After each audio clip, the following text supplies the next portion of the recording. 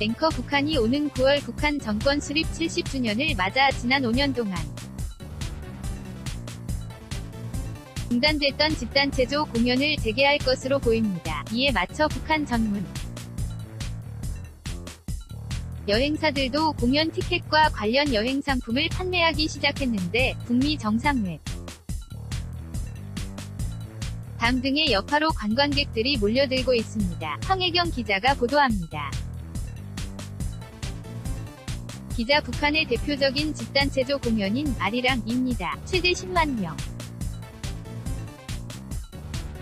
을동원의 체조와 춤, 카드 섹션을 벌이는 대규모 공연으로 북한에서는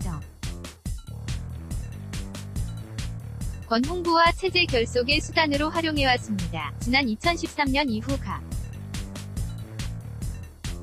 자기 중단됐던 집단체조가 5년 만인 올해 재개될 것으로 보입니다. 중국의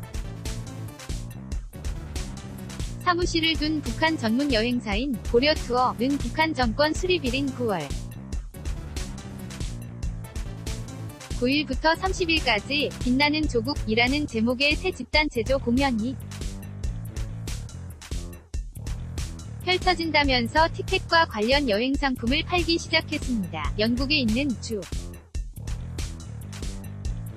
새 여행사 도 집단체조 공연 관람이 포함된 여행 상품을 내걸고 적극적인 홍보에 나섰습니다. 이는 북한이 최근 공식 관광 웹사이트를 개편하는 등 행객 유치에 열을 올리고 나선 데 이어 북미 정상회담의 성공적 개최로 북한 여행에 대한 불안감이 상당 부분 해소됐기 때문으로 분석되고 있습니다. 특히 북한은 김정은 위원장이 신년사에서 언급한 것처럼 정권 수립 70주년을 맞아 집단체조를 비롯해 외국인 여행객을 대상으로 하는 다양한 거리를 마련할 것으로 보입니다. 김정은 북한 국무위원장 지난 1월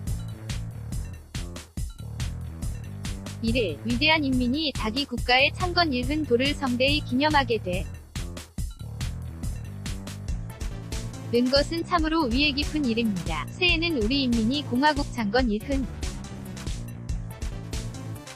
100도를 대경사로 기념하게 되고 한동안 문의조차 뜸했던 북한 전문 여행 사이 여행 예약 건수가 30에서 40%나 급증했다는 소식도 전해지고 있는가.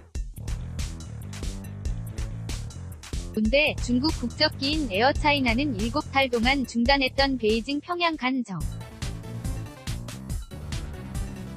기 운항을 재개하고 북한 국적기인 고려항공도 베이징, 상하이, 선양에 어청두까지 직항 노선을 늘렸습니다. 또 원산의 대규모 관광단지 조성도 박차를 가하는 등 북중, 북미 관계 개선 속에서 진행되고 있는 북한의 행보에 관심이 집중되고 있습니다. YTN 황혜경입니다.